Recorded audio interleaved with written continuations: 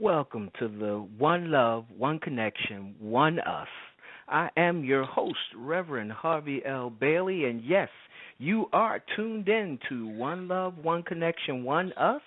And there is a reason that we changed up our theme music for tonight's episode. But I just need to mention to you all tonight, my co-host, Reverend Arlene Cahet, will not be joining me.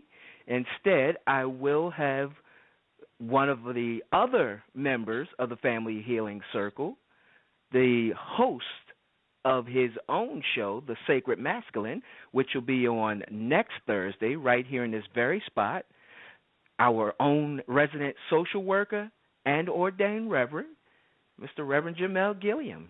Jermel, you there? Oh, yes, I am. Good evening, folks. I'm happy to be here. And I am happy to have you. And everyone, the reason that Arlene is unable to join me, and she will be back next month, is that Arlene got married today. And, of course, you know how that is. No one wants to spend their honeymoon on the radio. So, if you know Arlene, if you don't know Arlene, you can find us on Facebook at One Love, One Connection, One Us and say congratulations to her. If you know her personally, you can send her an email or text to say congratulations. I'm sure she'd love to hear from everyone on this, her very big day. So, Reverend Jermel, how are you? Huh? No, I just want to say congratulations. So it will be recorded. Definitely is a wonderful occasion. It really is. It's a beautiful thing. It is. But unfortunately, tonight we're going to talk about something that's not such a beautiful thing.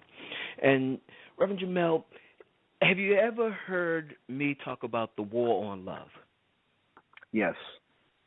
Okay. Yes. And so I just want to briefly touch on the war on love because it's bigger than what we think. You know, we experience it in our own relationships, in our relationships with everyone, and we experience it most in our romantic relationships. But it is so much larger than that. You see, the war on love operates through basically two factions. On one side, you've got love, and on the other side, you've got fear. Now, fear controls some mighty powerful generals. Hate is the most popular. Hate has the biggest forces out there running around on this planet. And most people think that hate is the opposite of love. It's not. Hate actually works for fear. Hate is sponsored by fear. When you find someone hating, when you get to the bottom of their hate, what you're going to find is there's a fear. There's a fear that you're going to take something from them. There's a fear that they're going to be less than. There's a fear that they won't be whole if you get yours. There's a fear that's rooted in the reason that they hate you. They could simply hate you because you're not like them. So it's love and it's hate. And hate does a lot of things. We know that. We do. But then you've got this other general called greed. And we know how powerful greed is, right? We've seen greed in action. We've seen, as the song say, what people do for money.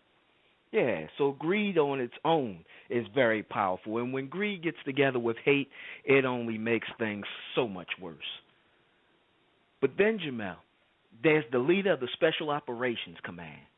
And this guy here, he is absolutely the worst, no matter what hate thinks. This guy here gets everybody. And it gets you whether you know it or not. As a matter of fact, the minute you come in, let me change that. The second you come into this world, he is already at work. It's called division. Yeah, division. You know, the minute you get a name, you are divided from other people. On your birth certificate, it says whether you're male or female, division. It says whether you're black, white, Caucasian, Asian, Hispanic, whatever you are, division. Now, that's not necessarily a bad thing, but it's a bad thing when it becomes a tool. As you get older and people use it against you. You know, and no one needs to preach on racism in America as if it's anything new, because it's not. It's not. So we know how division works. But then you can also look at it in relationships, men versus women. And that's as far as I want to go with this war on love tonight. Because for many years, we've heard about things like domestic violence and we've heard about rape. And it's always been kind of hidden, but it's always been, a man's crime against women. And I want people to know it is a crime against humanity. It is not Absolutely. a crime against just women. It is a crime against humanity. And so, Jermel, I want to throw out some stats, but then I want you to kind of correct these. These are stats I took from New York Times, but I'm thinking since, you're in the business being a social worker, and as I understand it, you spent a lot of your career working with domestic abuse, right? Absolutely, with males and females, believe it or not. With males and females. Good. And because we haven't heard a lot about males, but I just want to throw out some of these stats that I pulled from the New York Times. It says nearly 1 in 5 women that they've surveyed had been raped or had a bad experience with an attempted rape. That's 1 in 5 women. That means 20%. Now, this is American. This is just the United States, not worldwide. But still, that's roughly 20% of the American female population. 1 in 6 women have been stalked. Wow. So now we also have 1 in 4 women have been the victims of domestic violence.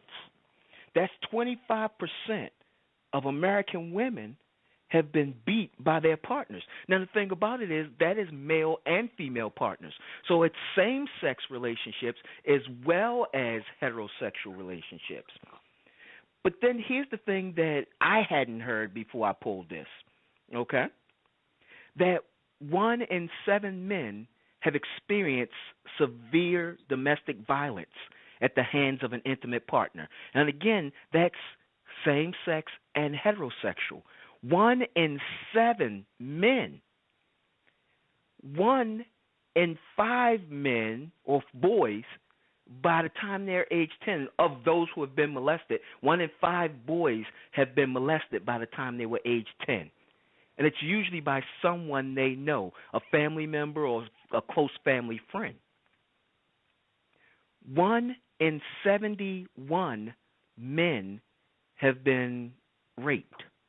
1 in 71 men have been raped. Reverend Jermel, speak to me on those stats. I mean, because I'm sure you probably have some more up to date, or you have something different, or maybe the same. But tell us what you know about that. That's just what I pulled from New York Times. Yeah, sure. What I recall, just some of the work that I've done with men. I want to speak about that first. A lot of men who are in relationships with women, the best that they can do in regards to breaking her down or making her feel less than what she is, or further lowering her self-esteem, is to sexually, sometimes sexually assault her. The assault takes the form, it takes sexual form, but it doesn't stop there. Sometimes some of these men may, be physical, of course, and some of them may have even been emotionally abusive. What people really don't talk about oftentimes as well is that, there are, in the same cases, women are as equally abusive towards the men, physically, emotionally, and sometimes even sexually. I don't want to leave that out. And this is something that we tend to ignore as a society because we just can't imagine that a woman could take advantage of a man. I'm trying to imagine that now, and it's hard. Yeah. And same-sex relationships, they are, they're definitely, there's a dynamic. And I've actually served as therapist to same-sex couples, male and female. And oftentimes in the LGBTQ community, there is a lot of domestic violence, and it's almost accepted as a norm because this is what happens. And this, folks may sometimes be struggling with, their lifestyle, whether they're not really sharing with their families, they haven't, come out of the closet, or they haven't really accepted that this is who they are. People take for granted that many people who are, with this lifestyle may have some depression or some other challenges, whatever those challenges are, and they struggle with that. And so violence is very much prevalent in those communities, but it's not taken. There are, unfortunately, more and more agencies that are addressing it, but there aren't enough agencies that address with the same-sex couples or to address what's happening to the men.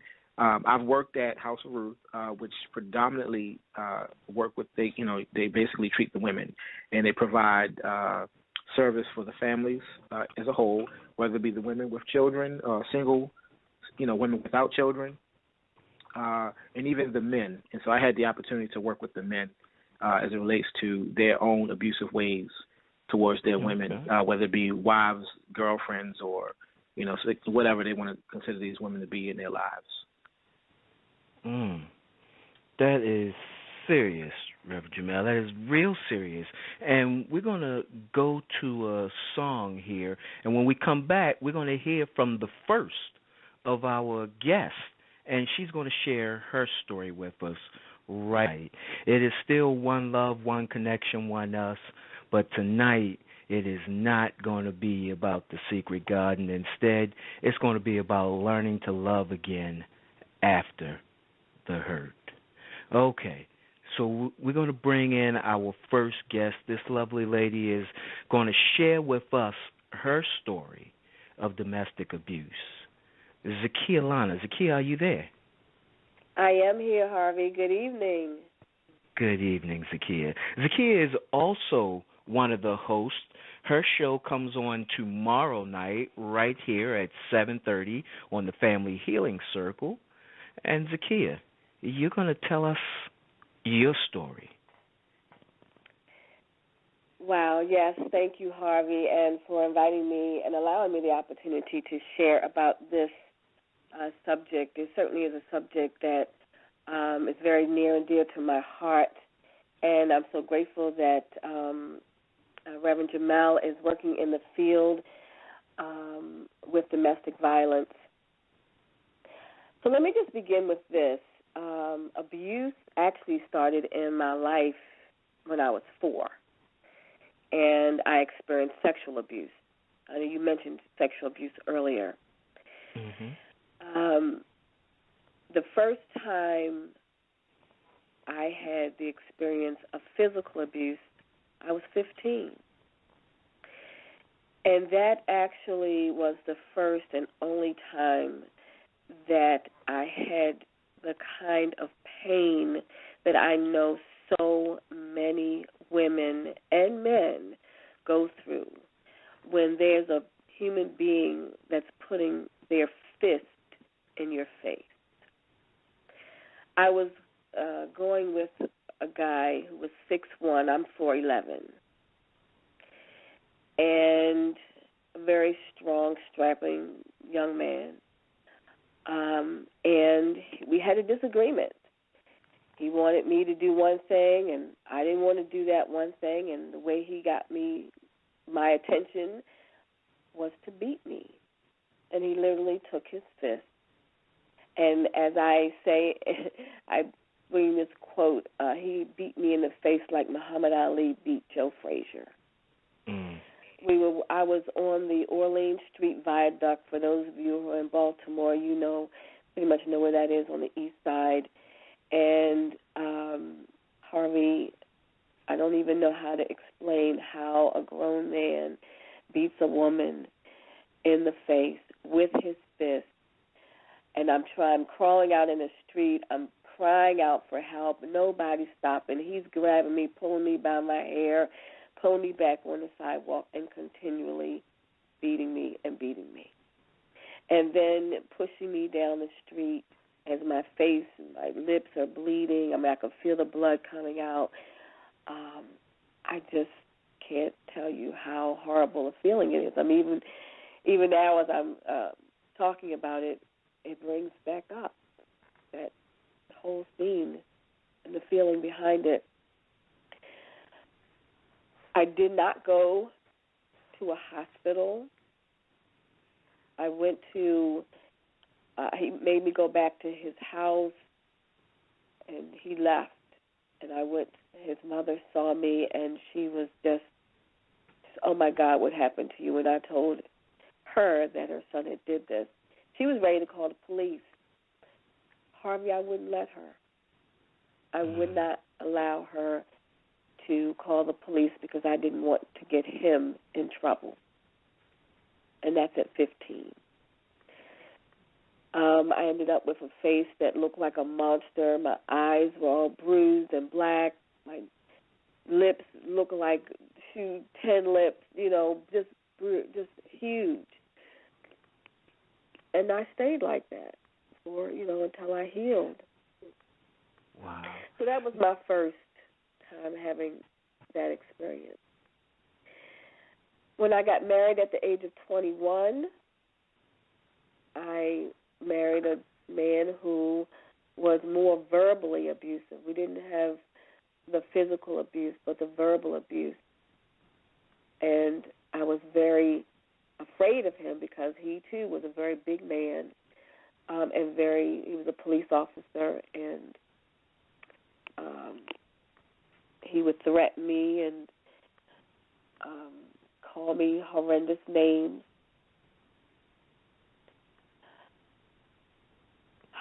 And I finally was able to release myself from that marriage. I got married again. And in my second marriage, it was more the two of us. I learned how to fight back. And so when he threw me up against the wall and was trying to choke me, then I was fighting back. This time I fought back. I never fought back with the other two, but this time I was fighting back. So it was both of us fighting against one another. And I know you talked about that earlier, how women are now fighting men, but this time it was in self-defense. In my third marriage, Harvey, it was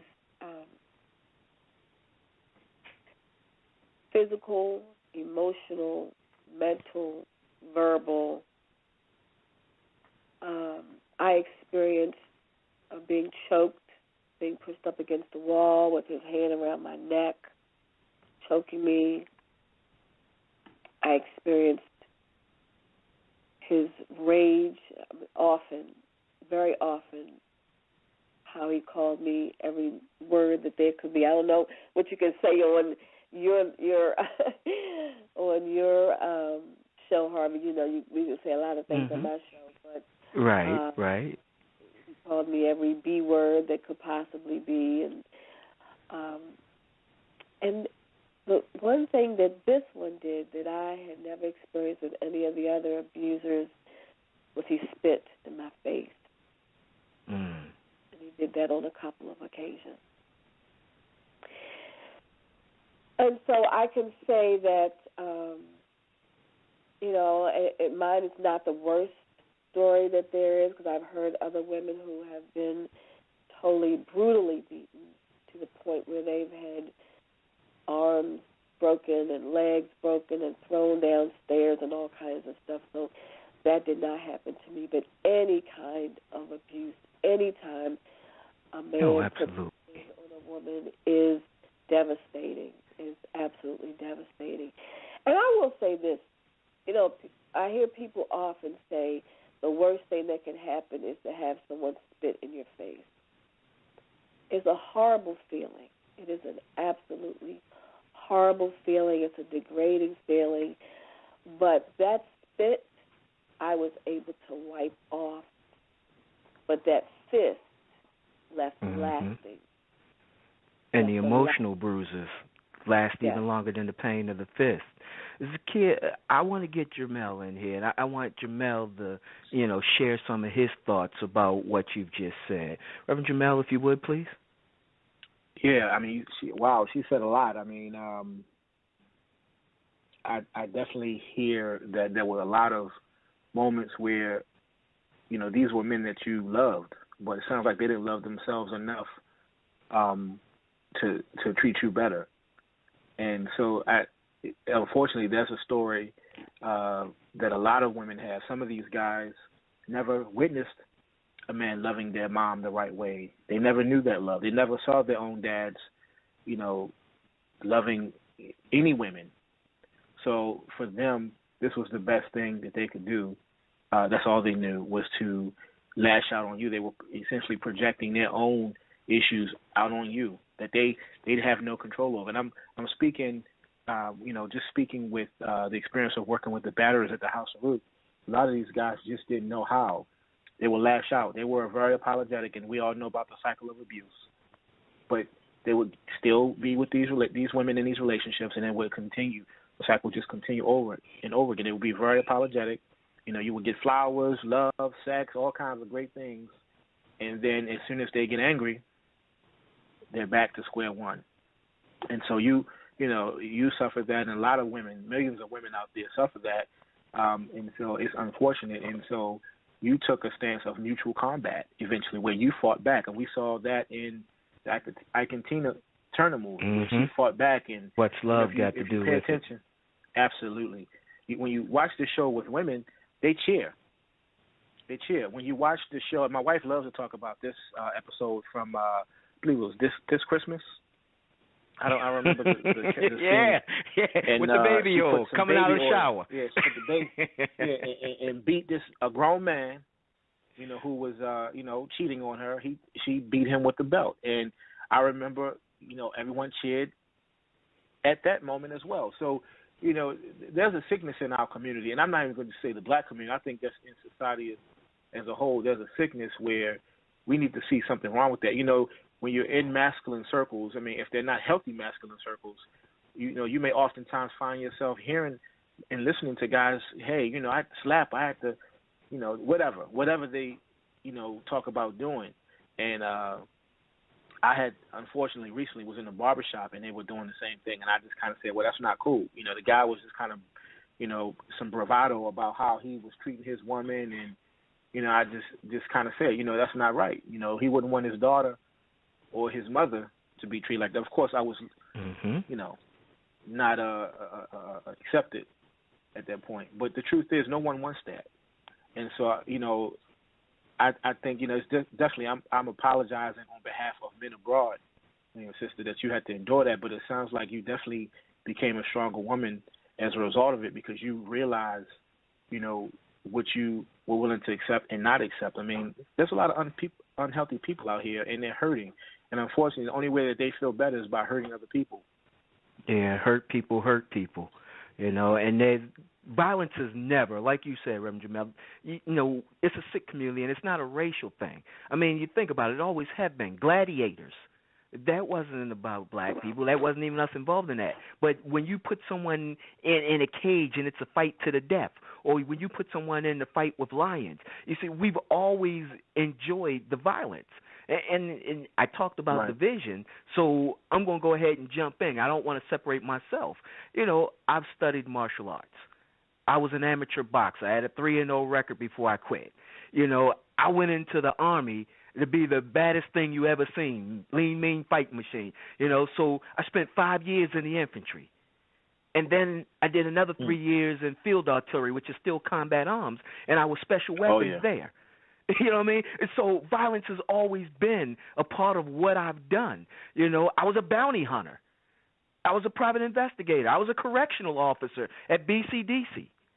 So violence has always been around me. It's been a part of who I've been, and it's not the right thing. Interestingly enough, I've always sought peace. But violence has always been there. So it's, Zakiya, like Reverend Jermel is saying, hurt people. When there's pain inside of us, we're trying to find a way to get it out. And the least little bit of trigger, and those who are closest to us are the ones who can get to the triggers that other people can't get to. That could be somebody you running with on the street, and it could be of the opposite sex. And y'all could, had this great relationship. And then you come home to your partner, and this person can push buttons that person don't. And both of you are confused. Why are you so cool with them, but then you come in here with all this rage? Because you have access to those buttons that are hidden beyond the layers. That person only gets the outer layer. But well, you know what, Harvey, and one thing I wanted to add to that is a lot of it's control. Power and control. More about it being less about the violence, but about control. If and this is my own experience, when the men that were in my life didn't feel they could control me, or especially with my last husband, his whole thing was he wanted me to go along with whatever he said. You know, I was supposed to agree with him. I wasn't supposed to have an opinion of my own. And so when I would express my opinion, or if I, would say something that was different than he would, because he wanted complete control. He wanted complete dominance. And so control is, a big, big, big issue. And I think that wanting to have control makes you out of control. Absolutely. And then finding that physical way, and like you said, violence has always been here, especially in the male, with men, because that's what many of you do. In other arenas, I'm not saying that you all are with your women, but just like you were saying, you do your martial arts, you're combative on the football field, all those things. But when you have a love mate, I guess that's the hardest thing for a woman to understand, is that here last night we were making beautiful love together, and today you're calling me every bitch that you can, or now you want to throw me up against the wall because of whatever, I always considered myself a very, mild-mannered person. I'm not a very argumentative person, but I do like to be able to express myself. And so, that can sometimes lead to that kind of violence. I'll also take responsibility as well, Harvey, because I made the choices that I made, and I stayed in situations where I should have left when it first reared its ugly head. When I was 15 and this young man had been verbally abusive before, I could have walked away and never had that particular experience with him. And I say the same thing for each of my other relationships. So in my learning that I wasn't loving myself, didn't honoring myself, I accepted that. And with my last husband, he was abusive to me before I said yes to his marriage proposal. By the way, congratulations, Arlene. I have to put this in. Yeah. Hey, as a kid, we're going to have to go on to our next guest. Hopefully we'll be able to get you back in. Can I add one last thing? Thank you. Sure. I want to add one last thing. The interesting thing about the conversation about this type of relationship is that oftentimes the men have to also take responsibility. When you talk to them, usually, and I'm talking about the batterers, you ask them what happened. And they'll say, oh, well, I hit her because she's X, Y, Z, whatever it was that she's done. And oftentimes what I find is that they pick and choose the type of women that they'll do this to and the situations that they'll do it at. So they won't, some of these guys have never smacked their supervisor because the supervisor, told them to do more work or whatever. They'll pick the woman who's the closest to them. And that's just been always an interesting thing to hear when you talk about it, because the style of work that I did at the House Ruth was very confrontational.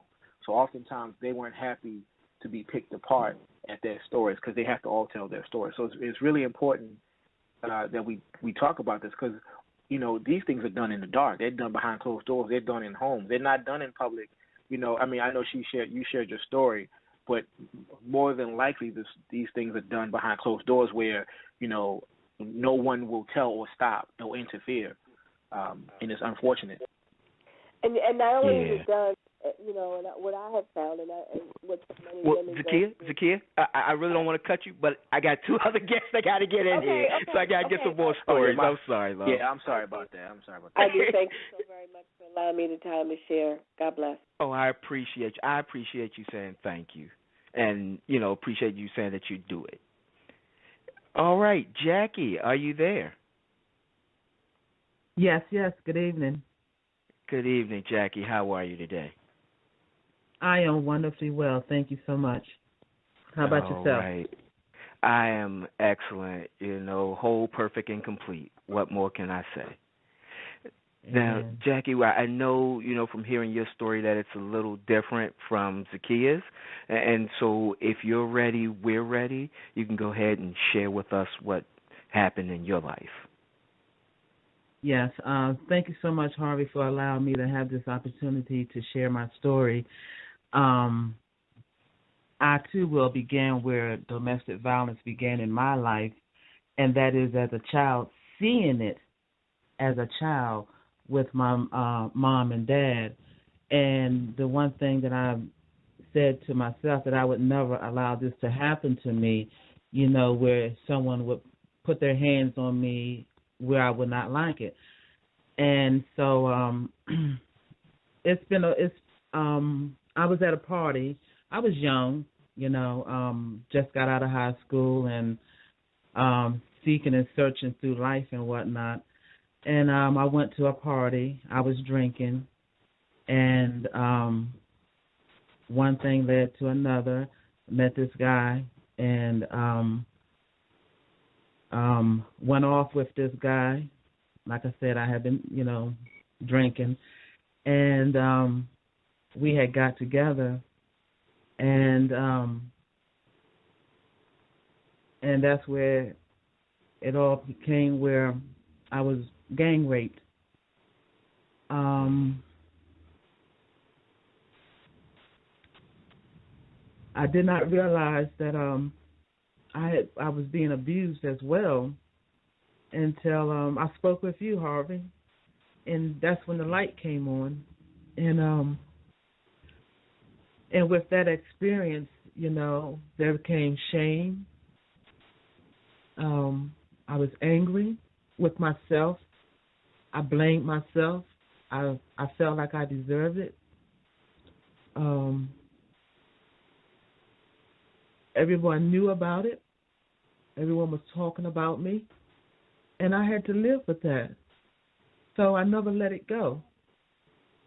And it affected me in my life. I was not able to love because I was constantly reliving that same experience over and over and over. So it played a big role in my intimacy, where I was not able to be fully open to release myself to experience love that I have within myself, because of this same playing over and over and over in my head. And so I never really talked about it, only when I would get angry, when I would blurt it out, and that didn't help me either, because I never really released it. And so in talking about it now, I still have those same feelings. And and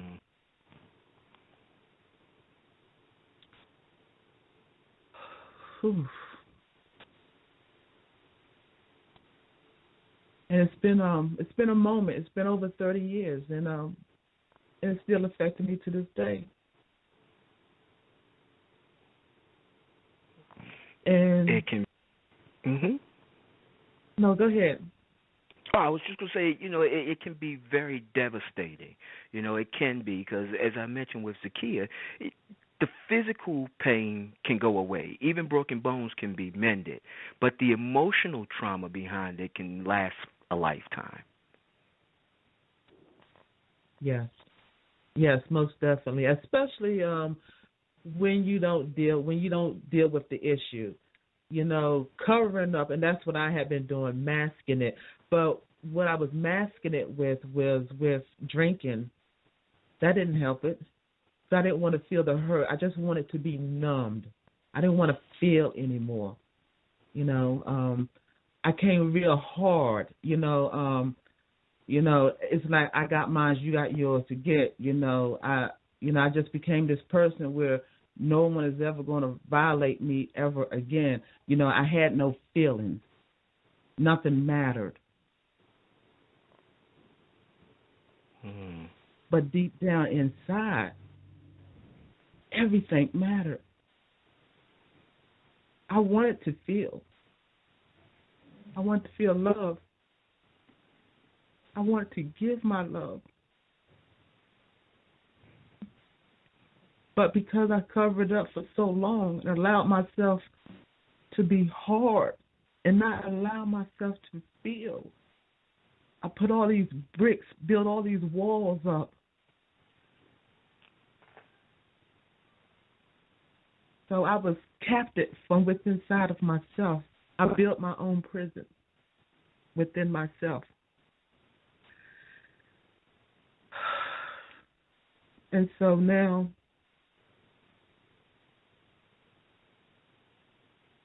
I need to take these bricks down, brick by brick, and deal with the issue of it so that I can be released and to give that love that I have within inside of me.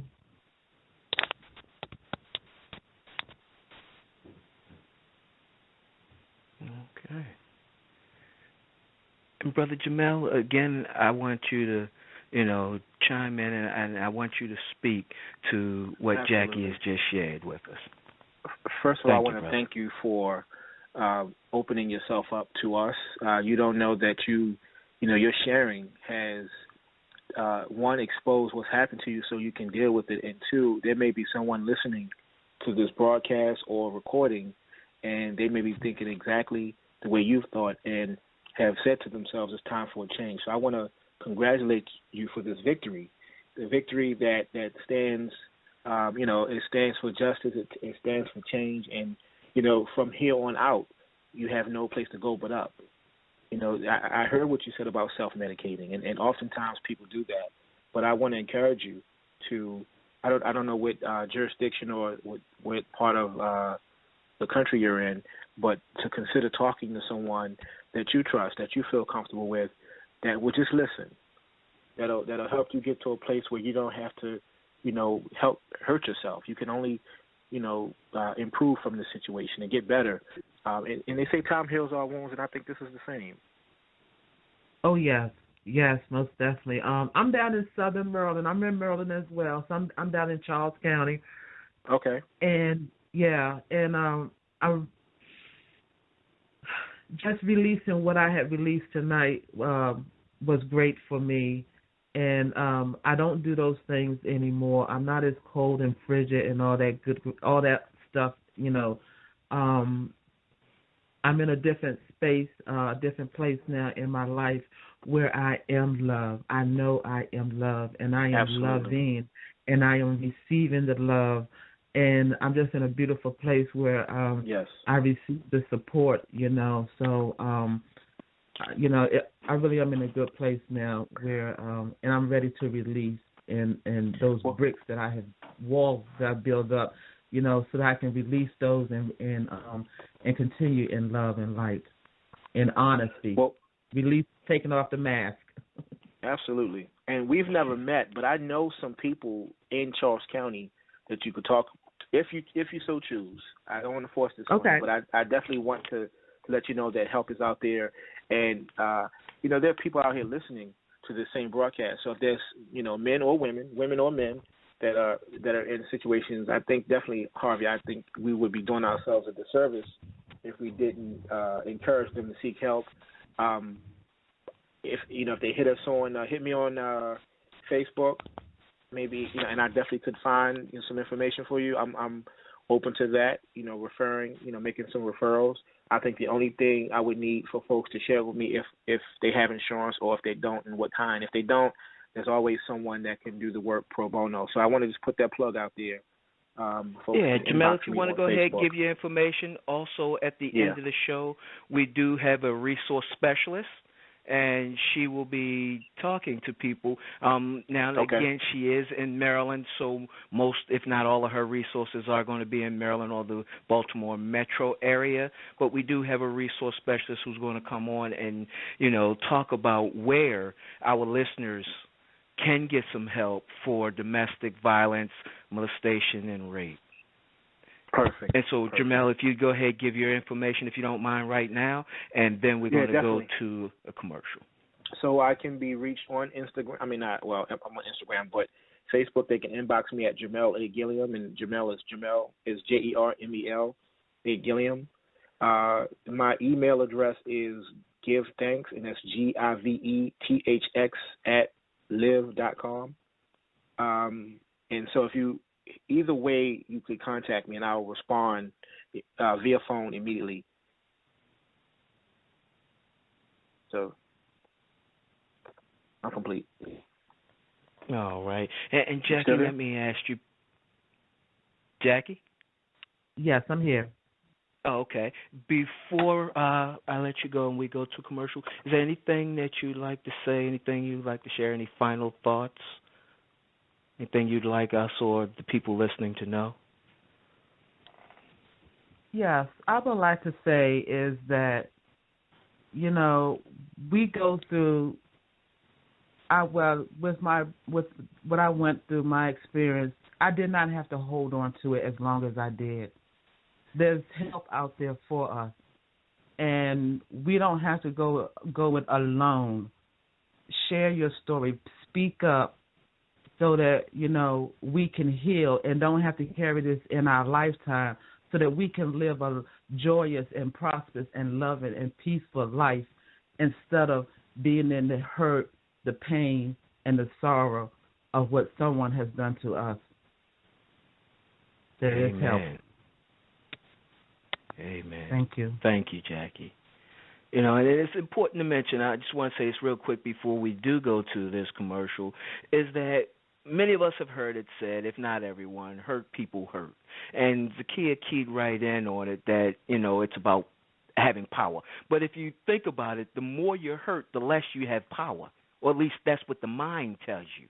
If we take a look at one of the biggest incidents in in world history, because it wasn't American, but in world history of someone who was abused as a child and made to feel completely powerless, yet his powerlessness, he needed power so bad that he sought to take over the world. I'm talking about Adolf Hitler. He was abused as a child by his father. He was made to feel less than everybody else. He was treated like garbage, so much so that he ran off. But in his mind, he's a hurt person who needs to fight back, who needs to lash back, and he needs someone to lash at. So the whole idea of the Third Reich was to take over the world, to show that he has worth. So when you think hurt people, understand hurt people feel powerless because someone hurt them. When you can stand up to that hurt, and it's not easy, but when you can stand up to that hurt, we heard Zakiya tell about it in her story. Reverend Jermel mentioned in the movie, What's Love Got to Do with It? Tina Turner did it in her story. When you can stand up, then you start to take back some of your power. The last thing we need is for another person to turn into an Adolf Hitler. I'm going to go to this commercial. Welcome to the Family Healing Center, where we heal the mind, body, and soul. Join us every Monday for Totally Whole with Dr. Rosemary Cook and Pastor Bridget as they discuss issues related to spirituality and mental health with emphasis on wholeness of mind, body, and spirit. Get your money right Tuesdays on Money Matters with Chastity A. Wells. This show is the tool you need to develop a healthy relationship with your money and financial legacy. Every Thursday is a treat as we mix it up. On the first Thursday of the month, it's Total Empowerment with Angela Hardy, where beauty and strength is enhanced inside and out. The second Thursday of the month is Relationship Talk on One Love, One Connection, One Up with Reverends Arlene Cahet and Harvey L. Bailey as they give you practical advice for creating a spiritual union to have the relationship you want. Call in with your relationship question. Calling all brothers on the third Thursday of the month, it's the Sacred Masculine Show with Reverend Jermel Gilliam.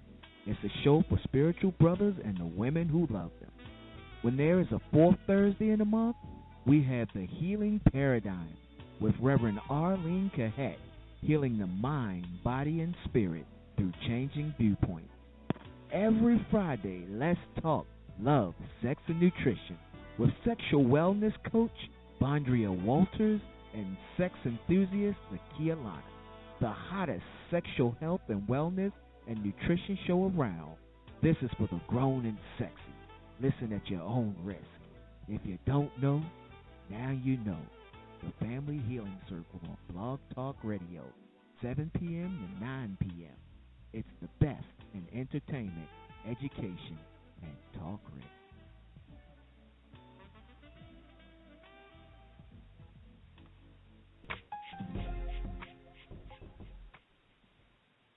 We're back.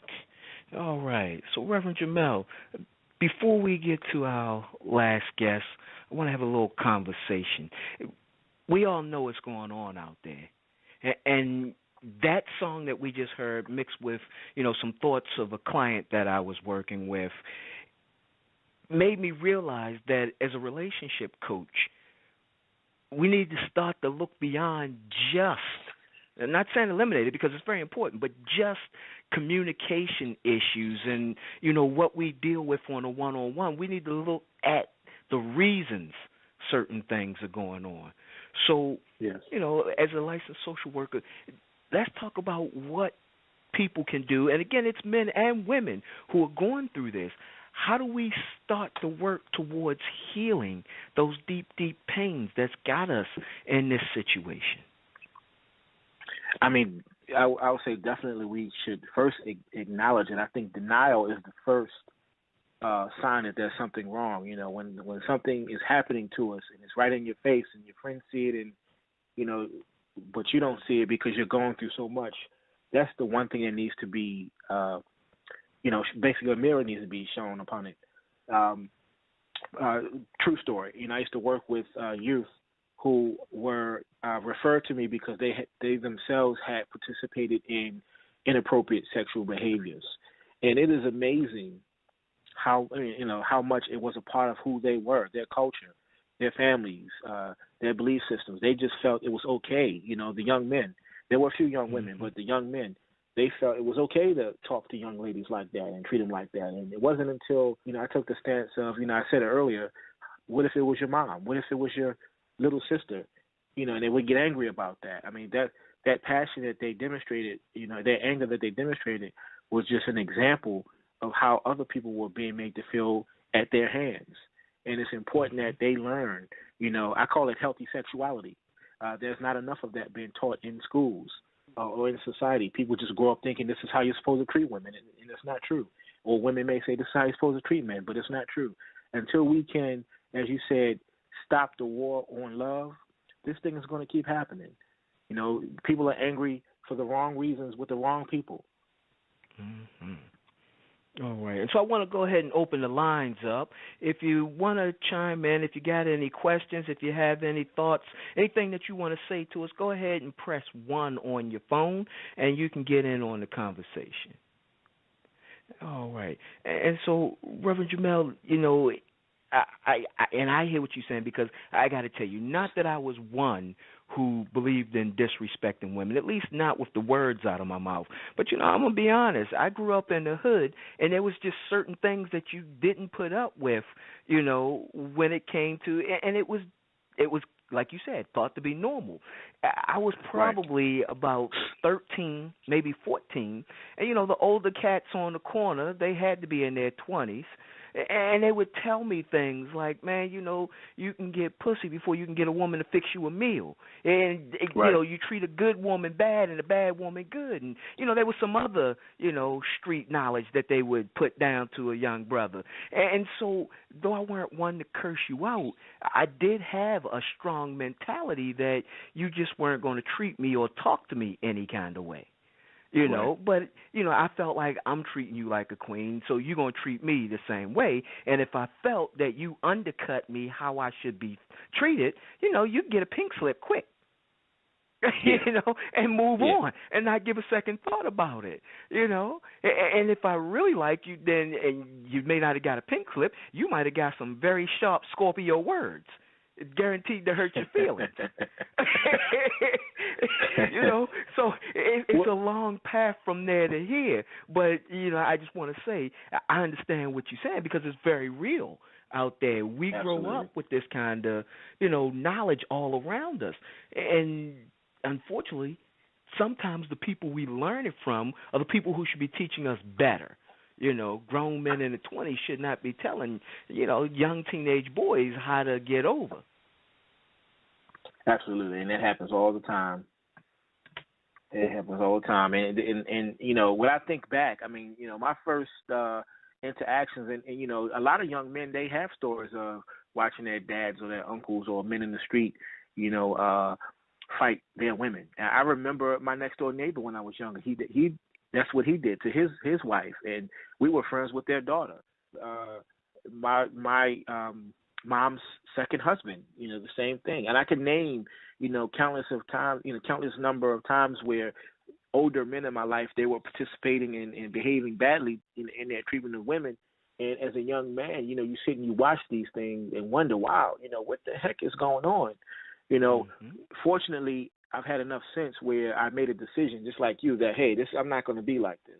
But all these other young men out here didn't quite get that. And so they suffer from the same, you know, negative exposure, and they think that it's okay, that it's commonplace.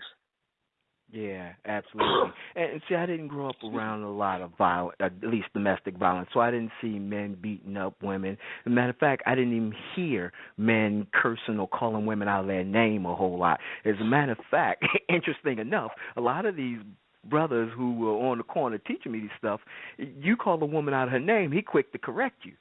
They were players. You know, these were the guys from the 70s who dressed sharp. You know, there was none of this, we show our underwear and we don't comb our hair. You know, back in the days, you were all about being sharp because that was how you got the ladies. When you smile, your gold tooth shine. You know, you made sure you had that gold tooth polished up, maybe with your initial in it, and you had some few choice polished words that you said to the ladies. You know, your claim to fame was how many women you could bed. That was the kind of guys that I came up around. So it wasn't even the violence thing, you know, at least not physical violence. It was more of these guys were heartbreakers. Yeah. Well, you know, they weren't in it to win it. They was in it to get what they can get. You said something that was interesting. You know, in the community, in the black community, you got to be good at certain things. So either you're good with the ladies, you're good with your hands, you're an athlete. You know, good with your hands meaning fighting. You're an athlete. Two things. There's not many. You know, and the things that aren't really valued are things like you work in a constant job. I mean, and this is when we're talking about unhealthy communities. Or if you are going to school, that's not always, you know, rewarded. You get acceptance if you've done a bid somewhere. Maybe you did a few years or some months. You get that kind of love. I can tell you about my cousins who, you know, they would get out of jail and everybody treated them like they were war heroes returning home from the war. But they came home over spring break for college. They was like, well, what you want? So, you know, that's definitely something. You know, our values are twisted, and unfortunately, when we talk about domestic violence and, you know, sexual violence towards women, you know, that still falls in line with that culture because we really have to look at how we treat our women. And we treat our women bad, you know, and we can name this. We can name situations where we've seen women getting treated bad, and there's no other man to come to her defense. There's another woman coming to her defense. But if there's no other man coming to her defense, then something's wrong, you know, because usually men will only for the most part, I'm not always, stop because another man says, hey, you know, chill, knock it off. You know, I have friends included, you know, I say to them, hey, you're getting a little rough, you know, chill. So, yeah. Yeah, and you're right, because it goes back to our community, man. You know, it goes back to what we grew up with in our environment. You know, from those days, like you said, you had to be good with something, and being good with the books didn't cut it. So you coming home from college, that don't mean anything. I mean, mama probably happy, you know, maybe dad or one or two uncles. Some family members may be happy to see you, but it's not the same, you know, because a lot of our mentality is you're never going to get but so far with that. You can get your degree, but then what you going to do? Become a teacher, this, that, the other. You're not going to make it. You're not going to be, if you become a rapper, you might can be Jay-Z or Biggie. If you become an athlete, you might become, the next Michael Jordan. You might be Tony Dorsett or somebody. So we look at sports as a way out. We don't necessarily look at getting an education, interestingly enough, as a way out. We look at if you can fight, you don't have to get out. You can defend yourself here. You can hold it down here, Or if you're really good, you can get in the ring and you can become Sugar Ray Leonard. So, yeah, we don't look at it the right way. But, and Jermel, with that, I want to say that we're not groomed right as people. As people growing up in the city, we're not groomed right. And even if you're out of the inner city, because there's a stigma. No matter where you go, there's a stigma. And society in that environment tries to push you in line with a certain kind of thinking. And you've heard me say this. This will probably be the third or fourth time you heard me say this, but I'm going to quote Tavis Smiley again. That stigma has led to what we see in relationships. Tavis said, black people don't want to get married and white people can't stay married. So we've gotten into a point where the stigma has pushed us into so much drama that we expect it. When I talk to young brothers who, are in relationships and I hear what they're saying, I hear a version of me 20, 25 years ago. And I can just shake my head and like, wow, really? The only thing is I look back 20, 25 years ago, I'm in my early 20s. I'm listening to them, and they're in their early to mid-30s. And I'm like, man, this mentality isn't going to fly.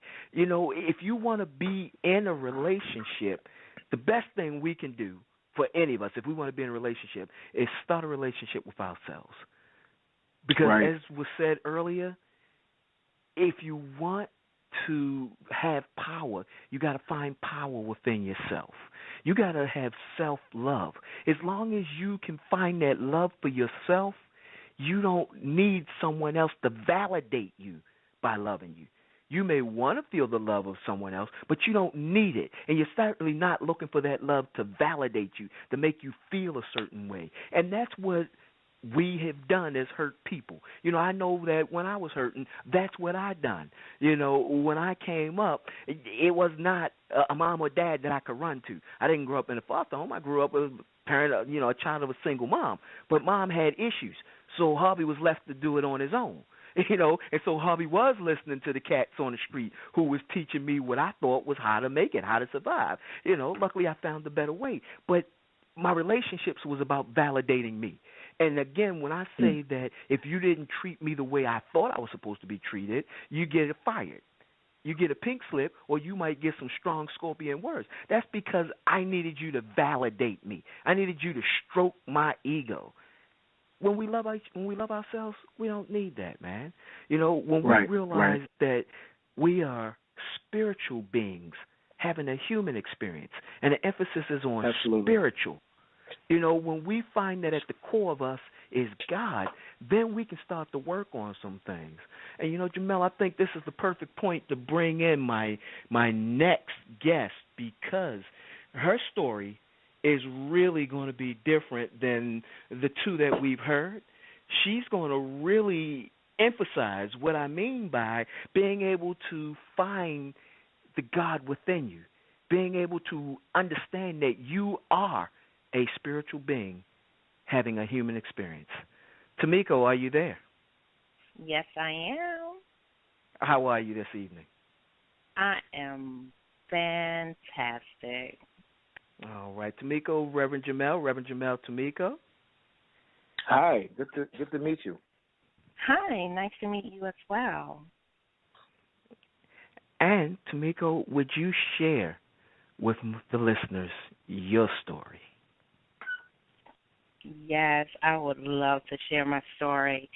I'm going to give you short pieces. I actually was molested at the age of 14, and I was in 2 abusive relationships. So I'm going to start with the relationship. And if you have any questions of me being molested at the age of 14, I'll be more than happy to share that as well. I got married at a young age. My husband, he not only physically abused me, but he mentally and verbally abused me.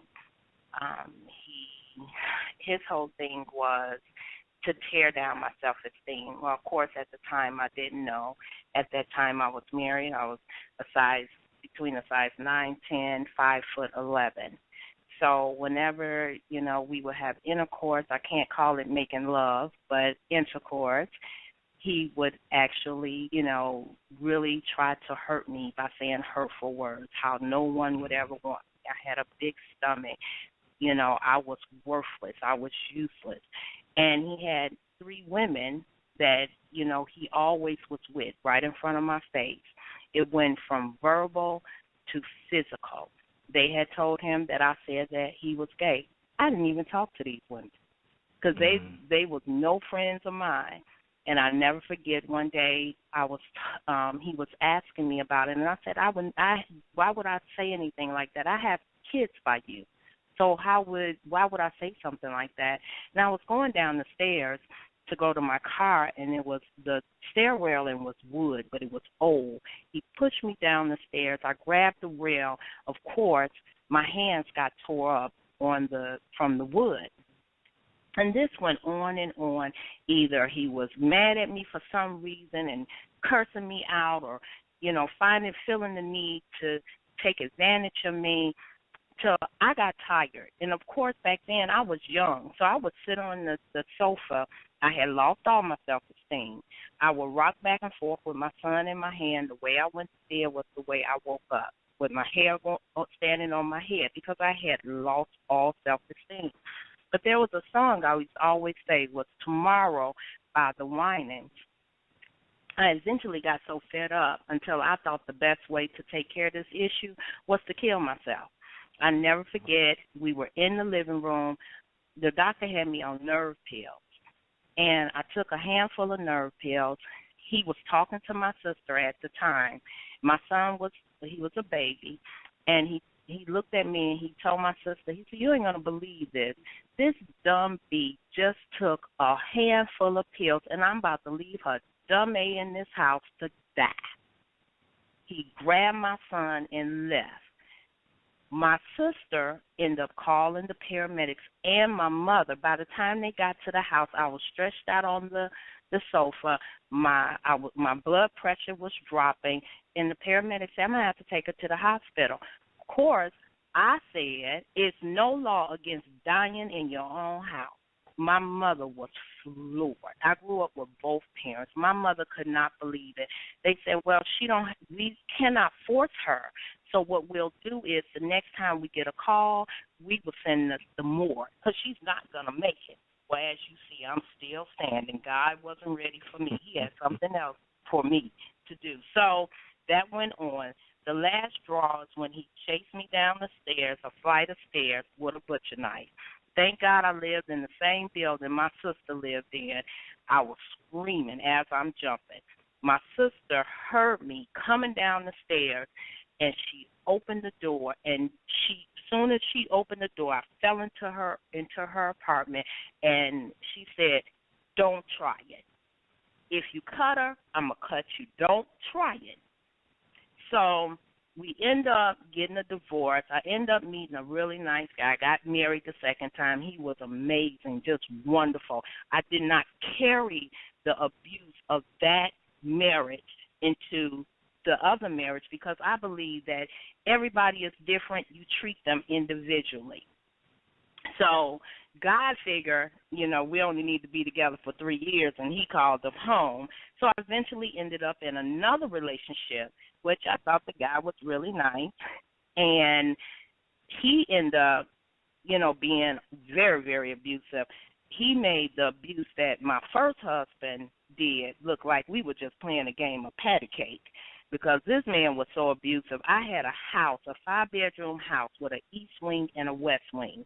In order to get to the west wing, it was a bathroom that connected them, and the bathroom was over 7 feet long. This man, the first time that he had ever hit me because he thought I was leaving him for another man. I don't know where he got it from, but however, I paid for it. He hit me on the east side of the house. He hit me so hard it knocked me all the way to the west side of the house. I hit the wall, staggered back, fell into the bathtub, and all I could hear him say is, "I'll be back." He was going home, blow my brains out. I managed to get myself together, call the cops. Well, the cops and him was cool, so they did arrest him, but they let him go. We ended up staying together. The abuse went on with him from wanting to bust me in the head with a phone, constantly cursing me out because we both owned limousine services. And whenever I would pick up his customers, if I didn't treat them the way he wanted them treated, and I treated everybody good, it was hell to pay. So this went on for a while to the point I wasn't interested in killing myself. I was more interested in killing him. I'll never forget the day I walked in the garage and I told God, I can't take this no more because I know this is not why you put me on this earth. I'm not going to deal with it. And if I see it in my head, good or bad, I know if I don't do something quick, it's coming to light. So I told God, I want to kill him. I see myself killing him. You need to help me. And as I was going into my house, God said, the only reason why you're in this predicament is because you got more faith in him than you put in me. I'm the one that give him money to pay his bills and help you with yours. But you don't see that. All you see is what he's doing. Now, if you want me to help you, then you're going to follow me. And I just threw my hands up. Yes, I'll follow you. I didn't know God was going to send me to the Army, but I said I'll follow. So before I went to the Army was the last draw because I was on the phone. This guy had keys to my house. And I was talking on the phone to a friend.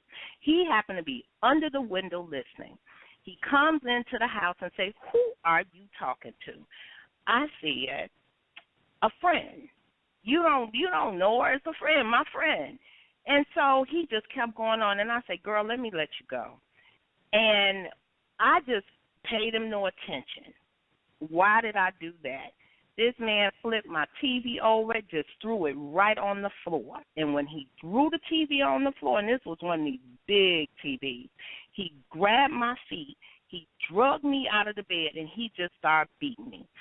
And the phone started to ring. I'm screaming, hoping my neighbors would hear, and he just beat me. When the phone rung, I did everything I could to kick that phone over, and I was screaming, "Help me, help me." So happily, me and my family is very close. My sister was on the phone, and she called the cops. The cops came, and, of course, he's good in with the cops, but they told him, you have this business. Look at what you're doing to, yourself. Now if we arrest you, what's going to happen with your business? They weren't so much interested in me. But it was all good because I was leaving anyway. 1 week later, I was leaving to go away to the military. So, like I said, it went on, and I remember one time I had surgery, and I had came home from the hospital, and he came over, and he said he wanted to have intercourse. And I'm like, well, I got all these stitches in my stomach. Are you kidding me? And he was like, oh, you'll be okay. So, of course, he took advantage of me, bust my stitches. I had to end up going back to the hospital. But I always knew in my heart that God didn't put me down here for this. And what I realized through all of that was if I start to kick things out of my head, I kick them out of my life. And so I thought about when God said that as a man thinketh, so is he. So I just got to the point with him, nope, I'm going to push you out. I'm going to keep pushing you out. And I love unconditional. So I wasn't pushing love out. I was pushing him out. And I got to the point that I overcame that. Yes, I did go to the Army. I only went for a short time. And I'm doing very well, but my belief is if I recite the script and do all things through Christ that strengthen me, all things include abuse. all things include anything that I need his strength to get through. All right, Tamiko. And Reverend Jermel, you know this is where I asked you to speak. Please. It sounds like we have a strong woman who's very resilient, and she has overcome many challenges, and I'm thanking you for speaking your truth, because you have, too, inspired other women and men who may be listening to this live broadcast or even recording. I mean, it's important that folks know that this situation that may be happening to them right now is not something that's going to happen forever. You've overcome some challenges in your life. And these were people who, in their minds, they thought that they could break you, but they didn't. If anything, they lost a jewel. They've lost a jewel, someone who probably would have been there ride or die. So, you know, congratulations for breaking free of the madness and beginning your life as it's supposed to be. And that's free and happy. Thank you. All right. And Tamiko, I really, as I said earlier, I really, really appreciate you and all the other women who came on tonight and said, you know, spoke your truths. Like Reverend Jermel said, one of the first things that we have to do, and, you know, I know it don't pertain so much to your situation, but there's millions of people out there, male and female. The first thing is to acknowledge it. You know, and when you can start to release that energy, because we are all spiritual beings, which means we have an energetic body, and that energetic body is much more powerful than the physical body. We just relate to the physical body because it's what we can see, is what we can understand. Yes. But when the energetic body is stagnant, when the energy is not flowing properly, then we're not living our best life. And so we need to get that energy out. And Tamiko, again, I just want to say I appreciate you, you know, so very much for coming on this evening. You're so welcome. Thank you for having me this evening. I appreciate you. Thank you. Yes. You're welcome. You know, Harvey, I was thinking, you know, isn't it awesome that you have a show where we're talking about the abuse that women have endured as hosted by two men? And you know, I think it's important that men have these conversations. You know, I have a wife, I have a mother, I have a daughter, and you know, I don't think anyone wants to have to come and bail me out. You know, if something happens to my daughter, and you have a daughter as well. I got you, bro. I do, and I'm teaching her how to defend herself. Absolutely. So you know, it's really important that we take this topic serious.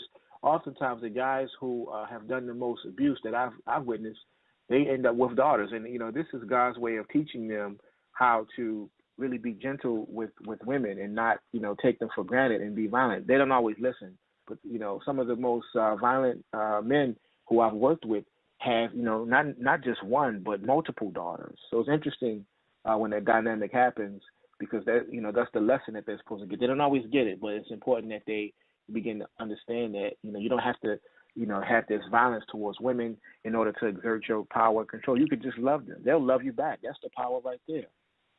Oh, yeah. Oh, yeah. You know, and all things happen the way they're supposed to, you know, all in divine order. So, like you said, there's a lesson in that. If this is how you're going to treat women, guess what we're going to reward you with as a child? Here you go. You know? Yep. And so right now, Reverend Jermel, I want to bring in Stacy Ferguson. And I want to hear a little from Stacy about what she think about what she heard. She is our resource specialist, and she is going to tell, you know, our listeners, if you've gone through any kind of abuse that we spoke about tonight, or even something maybe we didn't touch upon, you know, you can always hit one on your dial and ask Stacy, hey, how can I get help for this? Stacy, are you there? Yes, sir. I'm here. Can you hear me? I can hear you loud and clear. And also, let me say this, Stacy is a new member of the Family Healing Circle. She has a show that's on. When is your show on, Stacy? My show is on every Sunday from 7 p.m. to 9 p.m. And what's the name of your show? Make Me Feel It Radio. So you're going to make us feel what you have to say to us right now, right? Absolutely. All right. Please do. I work with a lot of people, male, female, children. I also work with the elderly. I work with a variety of people.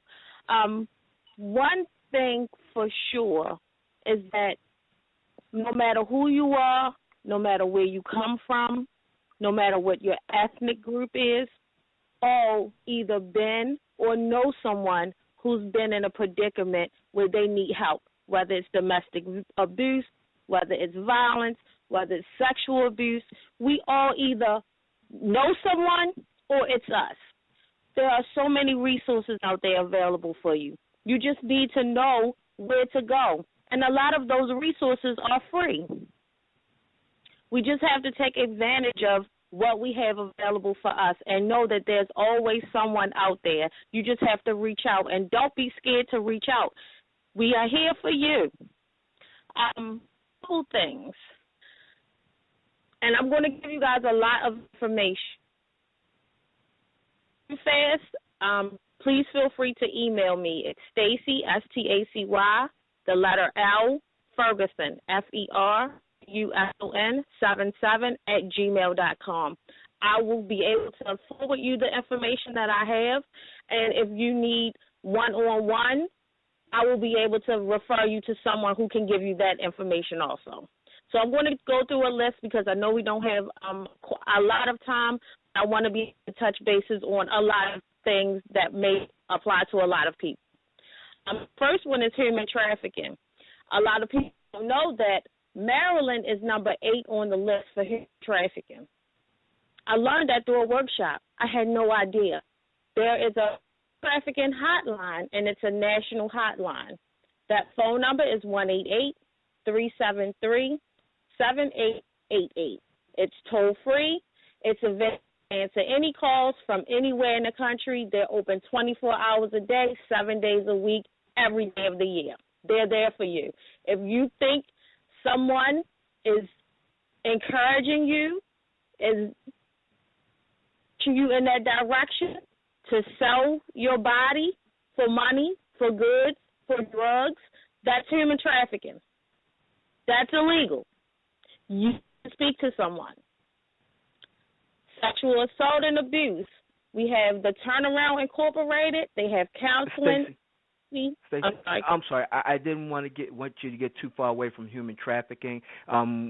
Having lived in Texas, and Houston is a big port for human trafficking, for people who are going through it, what you mentioned is good if someone's trying to entice them into it. But could you also mention, how human trafficking works, where people are taking women, pulled from, as far south as South America, Mexico. They're brought into this country with the promise of a job, and they find themselves as prostitutes, and it's not just there. It's with the breakup of the Soviet Union, the KGB, a lot of those people have turned their skills into profit throughout Europe, and they move women into America. Maryland is one of the big ports for Russian and for Western Europe trafficking coming in.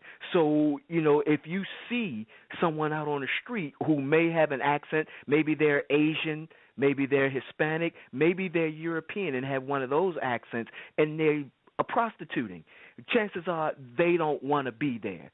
They came here against their will, and oftentimes they're moved. So they may be coming in through Houston, and then they may be in the ATL for a minute, and they find their way in Tennessee for a second, and then in Maryland, and they're shuffled all around the country. I'm sorry, I asked you to tell about it, and then I just did. I apologize. Exactly. That's okay. You, other than I could have ever, you did a very good job. But yes, also children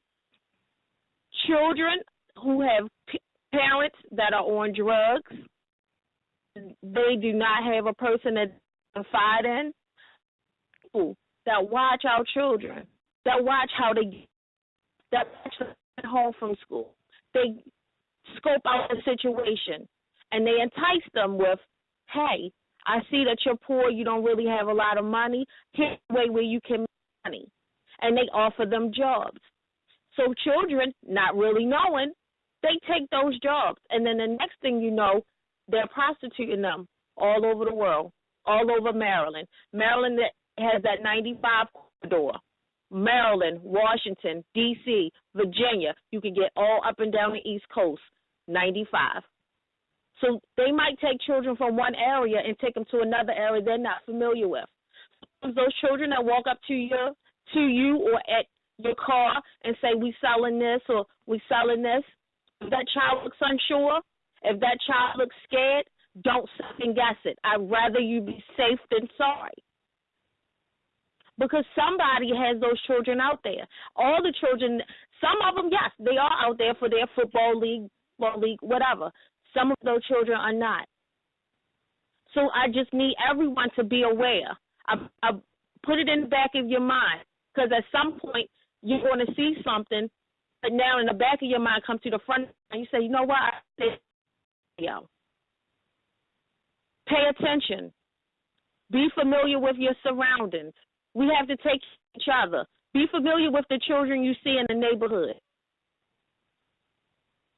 I'm going to keep going. The next is the RAIN Project, which is a nation's largest anti-sexual violence organization. They handle rape, abuse, incest information, and they have an online hotline. Their telephone number, and that's RAINN. Phone number is 1-800-656-HOPE, which is 4673. I tried to give several resources out Maryland, just in case you're not in Baltimore City. There should be somewhere where they have a national center that you can contact them and they can find something that's close to you. The next one is sexual assault forensic examiners. It's the SAFE Project. They do evidence and injury documentation within 1 week of the assault. So if you have been assaulted, you have where they can help you. They can find, if you don't know who did it, they can help you. Their phone number, 443-849-3323. The next one, the acronym is SALI, Sexual Assault Legal Institute. Free legal assistance, guys. Free legal assistance. SALI. Their phone number is 301-565-2277. Now, this one was a shocker to me, but I need everyone to be aware. Our elderly, the people that live by themselves, our elderly that live in the senior centers, elderly people have a higher statistic of catching STDs and STIs. You want to know why? Because people who are up to no good to treat our elderly any kind of way and want to back know that elderly people, they know that they can get their checks. They know they can take their money. They know they can coerce them into getting money from them. So they have sex with them, and they give them STIs, STDs. We treat so many elderly people for sexually transmitted diseases. We have to take care of our elderly. You have to check on your mother, your grandmother, your aunts. This is something we can prohibit, but we have to be aware of it. Maryland Department of Aging, 1-800-243-3425. Last but not least, for our men. Now, all of these institutions that I've given you information about, they treat men, women, children, elderly, but this site is just for men, called 1 in 6. 1 in 6 men have been sexually abused, molested in some kind of way. There is a 24/7 online help, and you just have to go to their website. It's 1in6.org. They keep everything confidential, but all you have to do is get to the website. They give you everything you need online. They have a chat person that pops as soon as you log on to ask you what services you need, how may we help you, and where are you. There are so many free resources out here, guys. All you need to do is tap into what we do and ask for help. The first step to getting help is admitting that there is a problem. We're here for you. Reach out to us. We can connect you to resources. But you have to first admit that there's a problem and know that there's somebody that's going to walk you through it through the whole time, and they're not going to leave you alone. Again, my name is Stacy. I'm on Make Me Feel It Radio, Sunday nights from 7 to 9. Feel free to email me, Stacy, Stacy, L is in Larry, Ferguson, Ferguson, 77@gmail.com. All right, Stacy, thank you very much. Thank you for that, yes. You are so welcome. Anything for you guys. I just love the Family Healing Circle. Mm-hmm. All right. And so, Reverend Jermel, as we hold on, I think we may have a question out here. Let me see. Okay. You're on the air. 2738 is the last four. Wow, what an amazing show, brethren. Brother Amir. We've had some amazing guidance to step forward and give us a very unique look at ourselves through their eyes. And I tell you, Brother Jermel, you hit it right on the head. One man's garbage is another man's treasure. Yes. Because each man sees that same sunlight differently than the other. You can be standing right beside one another, and yet that sunrise looks so different based upon your experience prior to that sunrise. And I have an amazing sunrise every morning when I hear my goddess, my queen, talk to me and let me know that she is still standing right there as my ride-or-die chick. Oh, excuse me, ride-or-die queen. and to elevate my conversation. But hey, Amir, if you don't mind, would you like to say who your queen is? If you don't mind. I mean, you don't have to. No. Mind? Oh, no. I don't want to mind telling the world that Emira, Tamiko, Angela, Green is the woman that makes my heart sing. And it started in an amazing way that I didn't know it was coming. But when it did, it was almost as if God had divinely placed it together. And we've been amazingly connected ever since the very first time I heard her say hello. It was like that was mine. That, as a matter of fact, the day that I heard her voice, the song was playing in the background, You Were Made for Me. It was like, it couldn't have been more divine than that. And ever since then, we've grown, we've learned, we're learning, and now it seems like we're almost symbiont together. Sure, yeah, we do have our moments of not being able to see eye to eye, but the one thing we do know is that heart to heart we stand together. Yes, I've learned and I've listened, and the one thing that I knew or learned coming up was listening gave me a whole lot more information than talking. Because now that I have heard what you said and I processed it, now I get to figure out how do I get that information and bring it so that you feel that I know that you're valuable. And that's the skill set that a lot of us need to harvest is the skill of listening. Not just waiting for my turn to talk, actually listening. And that's one thing that Amira was very keen on letting me know, that that's the one thing that she values is listening, as well as she's an amazing talker now, but she's also a very skillful listener. So I learned that what I'm looking for, I had to first of all look for it in myself, and then she showed up as a reflection of me.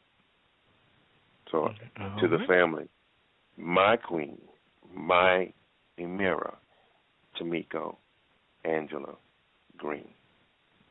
All right, Namir, thank you.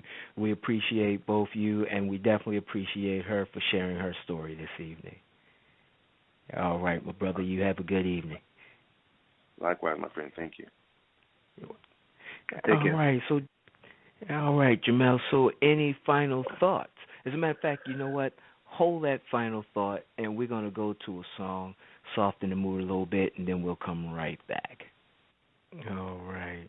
So, Reverend Jermel, final thoughts, my friend. Yeah, absolutely. I just want to thank all the folks who participated in this. I think if we could do this every week, that would be beautiful, because I don't think there's enough time to really exhaust this particular subject. I mean, we got to do better. We look at in our communities, we look at in our families, and this thing is destroying. It has destroyed a lot of families. We're talking about violence, sexual assault. The fact that men, when they're abused, they don't talk about it, and the sister mentioned that. Some sisters, it's common for them to be abused, and that needs to be discussed, because it's not something that you want your children to grow up with, thinking that, hey, this is how I get mom to do things, get my lady to do things my way, is to hit them. I dated a young lady. I'm married now, but years ago, in my 20s, I dated a young lady, and she was divorcing her husband, and we were in a relationship, and she had children, and he was very abusive, and it was almost like she expected me to be violent towards her. And so I couldn't be in that relationship, because it wasn't healthy for me or her children. And so, I would just encourage anyone out there that's listening that if you find yourself in that type of situation, sometimes it's best to separate for the sake of all people who are around you, for the sake of sanity, for the sake of health, for the sake of just happiness. Love shouldn't hurt. Love should not hurt. We like to say the word love all the time, but, hitting, calling names, taking something that someone says, hey, I don't want you to have it right now, those things, they don't represent love. They represent a selfish act of a selfish person. So I definitely look forward. I know we'll probably touch on this subject and topic again, and I will definitely be open to that. So thank you to all the guests who participated in this process. All right. And Jermel, I'm going to give you a chance to give your information, but I just want to say, to what you were saying, I know it's like to date a woman like that. I was messing with this girl many, many years ago, and quite frankly, the truth of the matter is, after spending a little bit of time with her, I realized I didn't even like her because of her mentality. You weren't dating her. I wasn't dating. Well, no, I wasn't dating her. I was messing with her. We were spending time, and we were relating. But I realized that I didn't even like her because, she had that mentality. And what I mean is, she had a way of pushing my buttons, and she did it intentionally. And as long as she weren't getting to me, she kept going and going and going until she could find the right buttons. And when she pushed the right buttons, and then I'm screaming and hollering at her, then all of a sudden she's got this devilish smile on her face, and I couldn't understand, what is it about this, that makes her happy? Why would you smile when it's like this? I don't, I believe in the KISS method. Keep it simple, sexy. I don't want all this static. I don't want all this drama. And that worked for her for some reason, and, of course, like I said, I was relating to her. So in the mindset that I was in at that time, it did not matter, at least for a while, the drama that I went through, as long as I was getting what I want. And the only socially redeeming quality I could find in her was that she smelled exceptionally good, and she was so pretty that I just liked to look at her. If I could just put tape on her mouth is what I would always think. As long as she weren't talking, she was perfect, because she was so pretty and she smelled so good. But, eventually you reach a point where you realize there's more than just that. You can't have a relationship with that. You can't overlook the fact that y'all not compatible. Her desire for me to, be mean to her. Jermel, one day, she was getting on my nerves so bad that I was taking her to the mall, and on the way to the car, she had on flip-flops. She had broke the strap on her flip-flops, so her foot was sliding forward in the flip-flops. And she was just pushing every single button, and I weren't saying a thing. So, I'm calculating how I'm going to get even. We got to the mall. I parked all the way in the back of the mall. All the spot. We could have parked way up front, but I parked all the way in the back of the mall just so that we could walk, knowing how hard it was because of her flip-flop, And even though she complained the whole time, I told her, you know what, this is it. I don't want you to spend the night with me tonight. I'm taking you home. All of a sudden, the whole thing switched around, and no, come on, please. And it's like, this is crazy. Why? I just made you walk in your broken shoe from the back of the parking lot into the mall, and you still want to spend the night with me? You've been picking with me, getting on my nerves for at least about 20 minutes or so. So I can understand it, man. And unfortunately, it can become something that we expect, we get addicted to. If this is how we've been treated, though we may want something different, when something different shows up, we don't know how to accept it. We don't know how to be in it. Right. Unfortunately, those are the relationships. I'm sorry, I was going to say that those relationships where they have the most passion, whether it be fight or sex, it's still passion. It's just how does it show up? It's either passionate sex or passionate anger. You got to figure out which one you want. I want peace. Absolutely, I can't strive in those relationships. I need peace. Yeah. I was married for 8 years, and those 8 years were pretty peaceful. We were the corny couple. We dressed alike. We did everything together. It didn't last, but some things don't last forever. We still maintain an excellent friendship. Right. So I want peace. That's all. Right, I understand. Reverend Jermel, so tell us, how can we get in touch with you? How can we hear you on the radio? What's your show about? Tell us a little about you. So I am a native Baltimorean. You can hear me every third Thursday on the Sacred Masculine Show here on the Family Healing Circle, Blog Talk Radio at 7 o'clock. You can reach me by email at givethanks@live.com, and that's GIVETHX@LIVE.com. You can also reach me on Instagram if you like. It's I Give Thanks. You can also see me on Twitter at I Give Thanks, and you can reach me on Facebook at Jermel and Gilliam. And so, would love to get feedback from you guys. If you have any questions, if there's something that I mentioned that you would like to hear more about, please participate in the Sacred Masculine Show. It's not just for the brothers. The show is an opportunity for us to unvilify men. I think all too often there's been a vilification of men where they're the villain, they're the bad guys, they're the culprits, and unfortunately some of the men have bought into it and it has served them. They said, hey, you know what, I'm a bad guy. We're gonna reverse that. We're gonna let folks know that chivalry is not dead, that we are back, that the spiritual man who's always been there, that we're back. People like Reverend Harvey Bailey or the brother Amir or myself or countless other brothers out there that we all know and love. I want those brothers to be celebrated, not these brothers who just haven't realized their divinity. And we're just regular brothers. We take our children to school. We go to work every day. We have businesses. We're in church or wherever our spiritual centers are. We're doing these regular things. So there's no different from us and the other guys. And we want those women to also recognize us so they can talk about us to their men or their sons or other women and let them know that, there are some good men out there. All right. Well, thank you, Reverend Jermel. And I appreciate you sitting in the whole night for Reverend Arlene, who is celebrating her nuptials. Again, I want to wish her congratulations. Yes, it's a beautiful day for her. What's that song, Etta James, At Last? Somebody somewhere singing At Last. Right, At Last.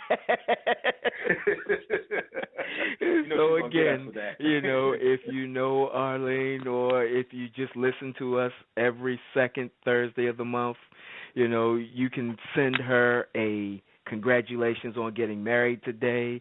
You can send it to the Family Healing Circle at gmail.com.